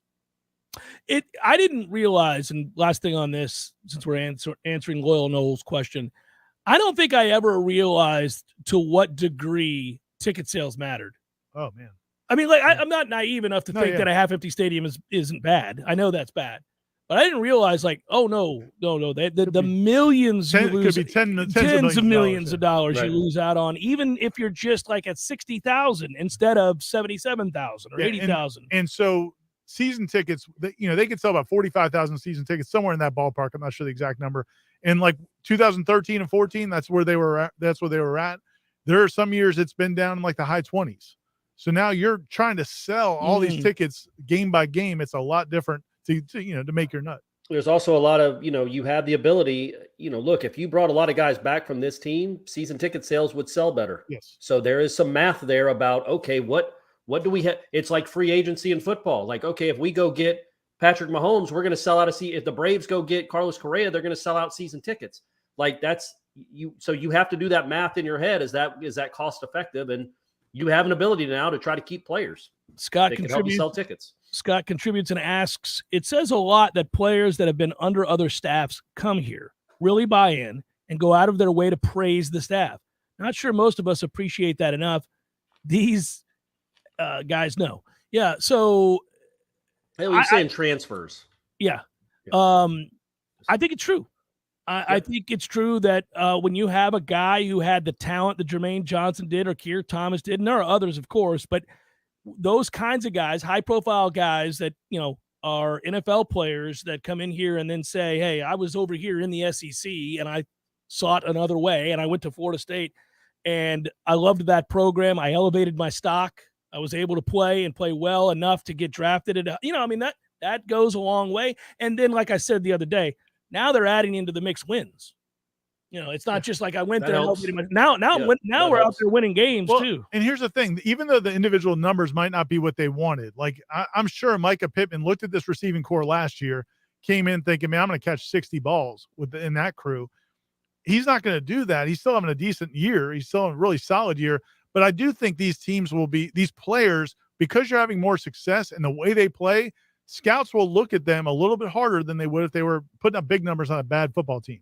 Because that is important because of the way you play, how you handle your business. If you're in a winning program, that does matter, man. It's not just because Georgia's got great players that they did so well in the draft. Part of it is the teams are looking at those kids because they know what it takes to win.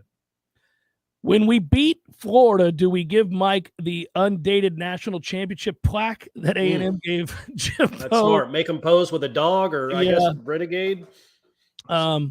Ty wants to know along those lines, worst contract, Jimbo with A&M or FSU with the ACC? Yikes. That Jimbo contract. FSU with the ACC. Long term it's FSU, but yeah, man alive.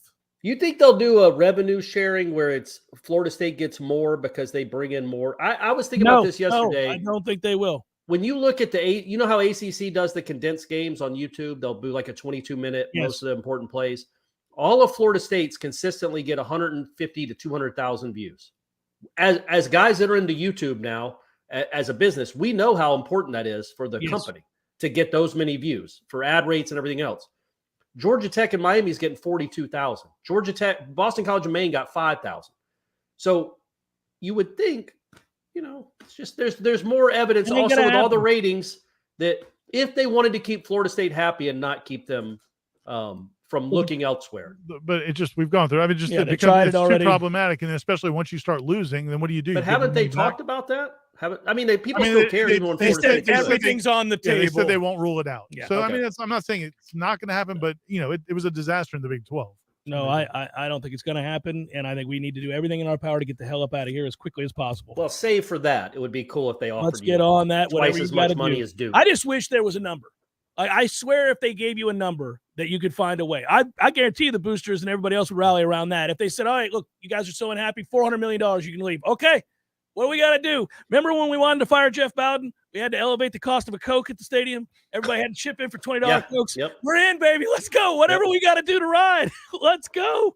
Robert writes, gentlemen, love the show. My question is, what is the panic meter at for the basketball team after the 0-2 start? Well, it's 0-3, Robert.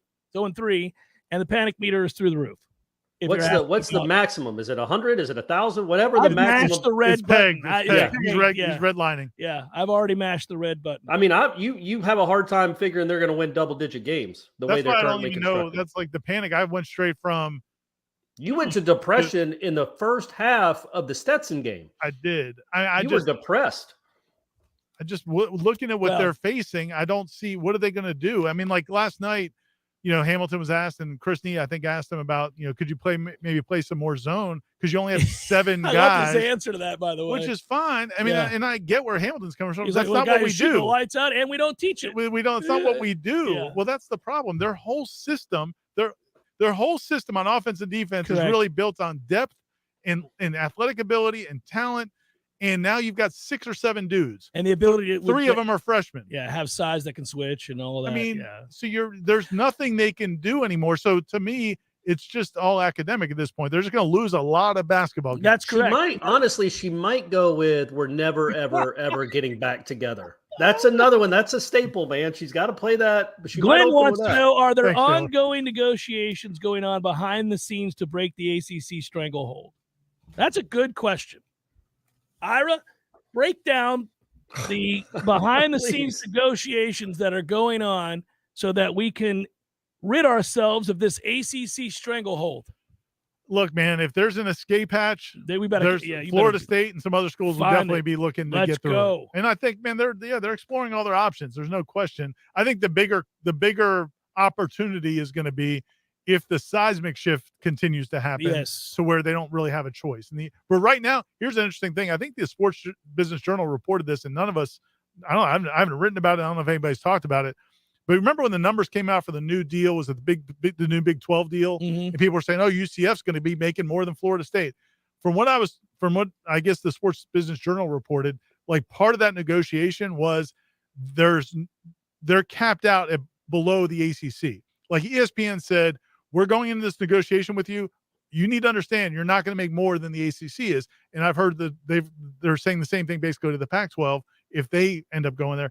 And that tells me that they really want to keep the ACC together. So ESPN wants to keep the ACC because together. It's an entity that they've paid for. They put a lot of money into it. Up in the ante then. So that again, that gets to where it's like, okay, either they're going to have to do more to keep it, or if everything has to change and then ESPN can't block it anymore and they just have to let it happen. Well, that actually is a problem that I'm worried about, is that the ESPN sees the ACC as an asset. Right. And they have to make money on that asset. And they have that contract. And they have the contract, and they're like, well, we don't want to just blow it up to blow it up. We're making money. Meanwhile, the SEC continues to stretch and build its lead. And hey, listen, ESPN's happy if they're making money off of both. They don't really care. Yeah. That's the worst case scenario. I almost envision like this crazy moment we wake up and they're like, today, where's the new ACC home office going to be? Charlotte. Go figure. So then how great would that be? Like today, Clemson and Florida State fans were found burning the ACC facility. We're not calling for that, though. That would be a great day. It happens. Yeah, it would be a great day. I'm just saying, man. I get this picture. People are like, no, this is not happening. You're not keeping us here. Seminole Headlines, 93.3 Real Talk Radio, Warchant TV continues in a moment. Your local news now. Tallahassee Police Department is investigating after a man was shot while helping an elderly couple Sunday evening. The male victim was shot at the 900 block of Cochran Drive at approximately 8:36 p.m. on November 13th while assisting an elderly couple with taking their trash out. Occupants of two vehicles were shooting at one another in the roadway, causing several gunshots to ring out. The victim is not believed to be an intended target. The male victim was transported to a local hospital for non-life-threatening injuries, and no arrests have been made. This is an open and ongoing investigation. Anyone with information can call 850-891-4200 or to remain anonymous, call Crime Stoppers at 850-574-TIPS. The Jefferson County Sheriff's Office is investigating after a person who had been shot called for help from McDonald's off of I-10 and Highway 19 Monday night. The person was shot at a different location and was transported to the hospital with non-life-threatening injuries. No arrests have been made. This is Rachel Anae with your Real Talk 93.3 local news update, brought to you by McLemore Systems, Tallahassee's go-to Mac store. Check them out online at McLemoreSystems.com. This is meteorologist Paul Trombley with your Real Talk 93.3 weather update. Cloudy skies expected this afternoon with a chance for scattered showers. Daytime highs approaching 77. Southerly winds 8 to 15 miles per hour. Lows around 49 tonight. Overcast skies. Highs level off around 64 tomorrow. Dry with temperatures well below average Thursday and Friday and highs in the upper 50s. This report is brought to you by The Lawn Johns. For all your landscaping and lawn care needs, visit thelawnjohns.com. Right now, 72. Hey Tallahassee, it's Sarah with Seminole Auto Glass. You're probably driving right now, which means you're surrounded by glass. Did you know that each piece is made differently? Your windshield is 2 sheets of glass with a thin plastic in between. This allows it to take an impact without going all the way through. Side and back glasses are typically tempered. This strengthening process is what allows them to be shattered in the event of emergency. Regardless of the glass or how it breaks, we can help. Trust your local auto glass experts. Seminole Auto Glass, proudly serving the Big Bend for over 15 years. Better call Seminole. Life is stressful. Dinner shouldn't be. That motto is why Register Sausage has been doing business in the Florida Panhandle and Lower Alabama for over 75 years. A proud sponsor of Seminole Headlines, Register Sausage always provides the best Southern smoked sausage to over 140 grocery stores and restaurants throughout the Southeast. Headliners have discovered the Register's difference. You can too. To find a store that carries Registers near you or to buy directly, head to registermeats.com. That's registermeats.com. Register Sausage. Yay, sausage! Hey, Greg Tish here along with Matty Rowe. And you can listen to us Monday through Friday, 6 a.m. to 9 a.m. on Real Talk 93.3. Matt, we give away a couple things each week. Just a few. We got the Florida Farm Bureau Insurance Wheel of Food. We have Give Me a Second, where we play a second of a song and you guess that song. And we also play FLA or Nay. We have a lot of fun Monday through Friday, 6 a.m. to 9 a.m. on The Greg Tish Show. Think that's enough? We can talk about our feelings. There's a lot. The Greg Tish Show, Monday through Friday, 6 to 9 a.m. only on Real Talk 93.3. Seminole Headlines returns now. Head to YouTube and search for Warchant TV today to catch the show live or on demand. Now, here's Jeff Cameron, Ira Schofel, and Corey Clark. With so many sports books to choose from, you need a platform that makes it simple to bet and win. That platform is MyBookie. MyBookie, a huge selection of odds, props, and contests for all your sports betting needs, anytime, anywhere. Stream games and live bet while you watch so you can turn game day into payday with MyBookie. Sign up free today. Use promo code WARCHANT and claim a half deposit match of any amount up to $1,000. That's promo code WARCHANT to claim your deposit bonus and give yourself the competitive edge. When you play with MyBookie, you're not just betting, you're joining the winning team. Bet anything, anytime, anywhere. MyBookie. There you go, guys. I got a question before we go to other questions. Okay. Jimbo Fisher, true or false? Jimbo Fisher, next head coach at West Virginia. Wouldn't that be great? I mean, he would probably enjoy that. Corey? False. He didn't really answer it. False? False. I'll say true. Okay. All right. Well, he's telling Jimmy, make it happen. Get me out of here. Can't win here. Don't have enough resources. They won't give me what I need. Get me back to the hills where I feel comfortable. Speaking of that, how great was that in Germany? Saw some people giving it was awesome. Yeah. I saw some people giving, it was really cool. I saw some people giving our friends at ESPN some grief, David and Andrea, for that article that they wrote a couple years ago or last year, looking at the explainer and all the problems at FSU, which I felt like was a lot of Willie's people and Jimbo's people all crapping on FSU. And here we are a year later in Florida State, 7-3, and those two guys are not having that much success. So anyway, I'm on board with those people. I'm not getting into a pissing match on Twitter with David or Andrea, who both of whom I like very much, but I did not like that article, and I think it's proving that Florida State wasn't the root of all their problems. Yeah. Crazily, you can win here.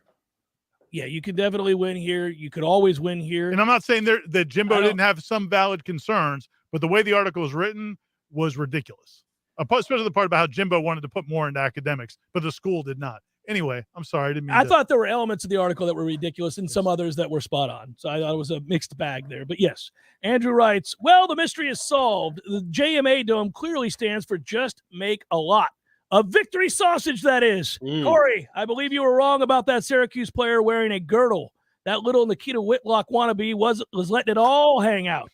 He goes on to say, finally, after Jimbo gets his kiss my ass on Main Street moment in a week or so, are we sending him an invite to the on-field celebration of the 2013 national title team next year? Oh, that's, well, so many of those guys are still in the league, including Mario Edwards. I didn't know that guy was still playing. He's still playing and starting for a good defense. Bobby Hart's still playing in the league. Yeah. DeMarcus Walker, he was on that team. Jalen Ramsey's still playing football. So I don't know if they'll have. You don't really need a 10-year anniversary of that. I just don't know how many guys would come back because they're all going to have games the next day. It is an interesting question. But yes, Jimbo. The spirit of the question, though, is interesting. No. Has enough time passed? Nope. Not for me, it hasn't. Well, it's not like he said, thank you so much. I've loved my time here. He at every turn kicked Florida you don't have State. to relive the. I get it. I know how it happened. I know everything that happened. But I would tell you that I do believe that time heals all wounds, and that guy will be back for the 20-year anniversary. Yeah, I agree. People will cheer him when he retires from West Virginia. People will cheer him. Yeah, but that's too soon for now. It's interesting that 10 years isn't even enough. Yeah. Well, it's only been 5 since he left. Hey, guys, love listening to you and can't wait for these next couple of months. My question is, do you think we have a shot at a New Year's Six Bowl? No, because it's North Carolina, Clemson, and Notre Dame are all in front of you. I hear there's a mathematical chance for the Orange Bowl, but I haven't looked into it to see. This is an interesting question. We get a lot of this. I think people have asked this before, but maybe it helps us illuminate a little bit for others that don't know why. Scooter Noel wants to know why D-Rob's son isn't in the running to come to FSU since he's a legacy. And Lord knows FSU could use that kid at that position. They've run some cool stuff for their tight ends. Oh, and it's a shame that he was soured on it so early because of what was going on here at the time that he became an emerging star in the world of high school football, because I do think, given the way they want to use that position and all of the attention that he would get if he played it here, because he'd put up numbers and he would be utilized in a way that would certainly propel his draft stock even further, I think, NFL film-wise. But yeah, I think the ship has sailed. Now he's wanted by Ohio State, Alabama, Southern Cal, you name it. He's not been down here. I don't think It'd be fun to have Dominic do a watch along with his kid playing. Yeah. No, it's frustrating, but that's where you're at. When you're down in the doldrums, when you stink for as long as we do, I mean, that's some of the stuff that can happen. Do you think this team finally believes that they are good enough to beat anyone? Writes Travis. And is that why they're so dominant now? Well, I think they're good enough to beat anyone except maybe Georgia and Ohio State. I think from 3 to 100, I think they could, if they played well, they could beat any of them. Yeah, given the way the season's played out this year, there are some matchups where I would say the matchup is a problem for them, but that's anybody. That's really anybody. I do think if they, during pregame warmups, I think if they looked over to Georgia's side of the field, they might realize that, okay, this is going to be a little bit different than what we've been going up against. But from just a team standpoint, I think they would be confident. I think that is a big part of it. This team is extremely confident right now, but not fake confident. I really believe they believe in themselves.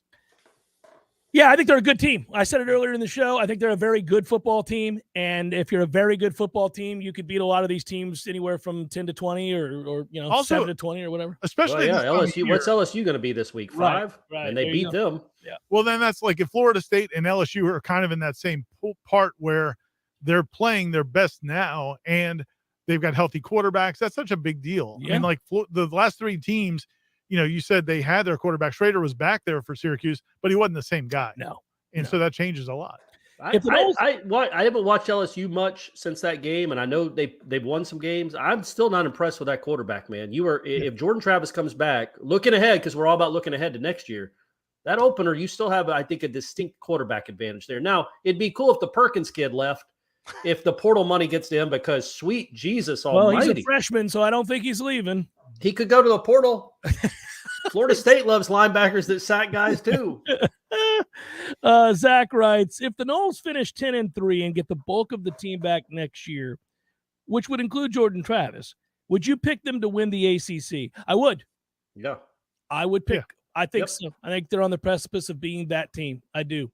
Especially if they finished out with 6 wins and then most of the core came back. He's saying if they're all coming back, for the most part, coming back. Yeah, I would pick them. What about if the losses are Fabian Lovett, Jamie Robinson, and one of Verse or Johnny Wilson? Yeah, I'm not in love with that option. That wasn't part of the question, Ira. Because, that's more realistic than everybody's coming back. Well, allow us to live. I think this is a good. Listen, we said this last week when we were all kind of debating this. I think Verse is probably gone.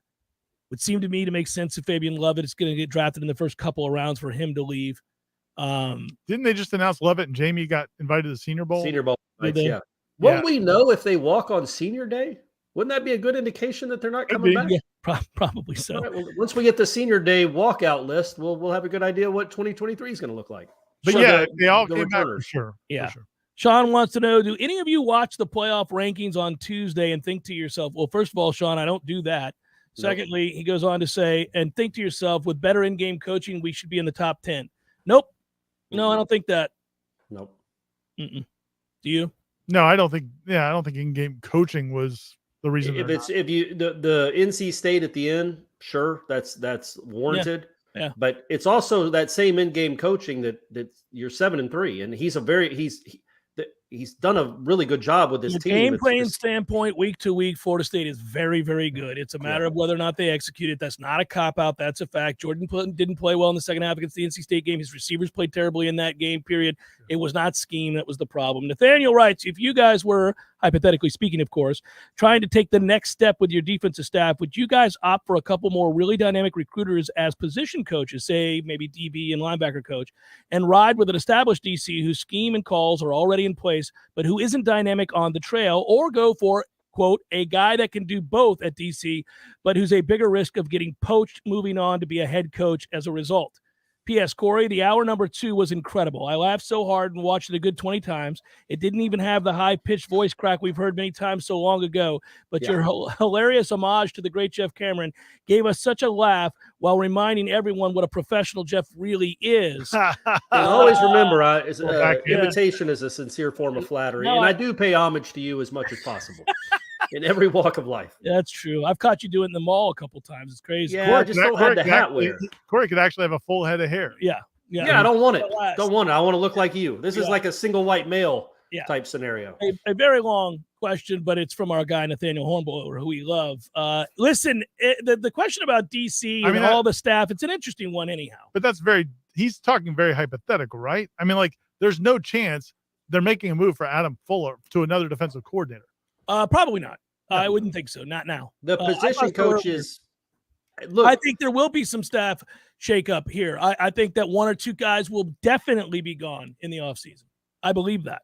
All right. Alex Atkins made the list of the Broyles assistants. Well, there's 50 of them, but he's one of the semifinalists. Somehow semifinalists are 50, but he's one of the semifinalists for that. I think Alex will be here next year. I'm excited about him returning next season. Yeah, and back to the original question, though, I don't. Mickey Andrews was not a great recruiter. You don't have to be a great recruiter as a defensive coordinator, right? But you need more. But you on need the some staff. Others on the staff. That's for sure. That's the next step. If Norvell, he has to do. He has to do a lot of self evaluating too. Like, okay, we certainly have this defense at a good place. We have this program at a really good place. Is this good enough? Do I need to do something else to make it better? And that's again, their job, right? That's his job. That's his call. And if he thinks, okay, this position coach, he's done a decent job. He's done a fine job, but there's somebody else out there that could be a rock star here and that could really help us. Well, I mean, those are the tough decisions you get paid $5 million to make. I think the good news here is rather than speculate on which guys are going to be here and which ones aren't right now, is to just know that they've established themselves now as a program moving in the right direction. Thus, if you want to bring somebody in, there are options. 100%. Yeah. Yep. Hiring new assistant coaches is a from possibility. This position is a lot different than if they limped in at 7-5. So they're in a position of strength, unlike where they were a year ago. They now have opportunities that if they were to extend an offer, the coach wouldn't say, "Are you crazy? You're about to get fired." Now he'd say, "Oh, you're going to be there for the long term." This fan base really likes this team and seems to really like this coach.